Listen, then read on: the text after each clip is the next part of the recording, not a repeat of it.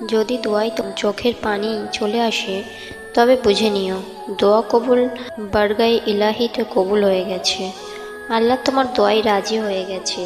তোমার দোয়া তো এখন কবুলের সময় হয়ে গেছে। দোয়া করতে করতে কান্না করা রবের একটি নিয়ামত। তিনি তোমার আশা পূরণ করতে চলেছেন।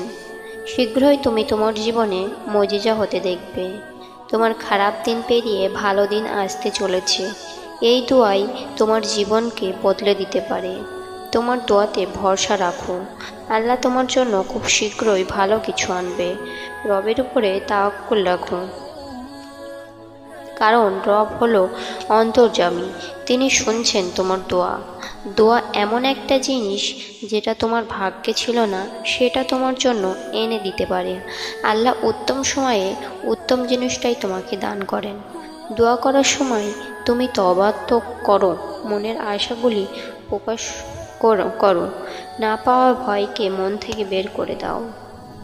রব্বুল আলামিন বান্দার খালি হাত ফিরিয়ে দিতে লজ্জাবোধ করেন, আর রব্বুল আলামিন এমনভাবে দান করবেন যে তুমি অবাক হয়ে যাবে।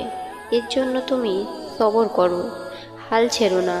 বাস তুমি শুধু চাইতে থাকো, দেখবে আল্লাহ তোমাকে ঠিকই দান করবেন, কারণ তিনিই তো দিতে পারেন।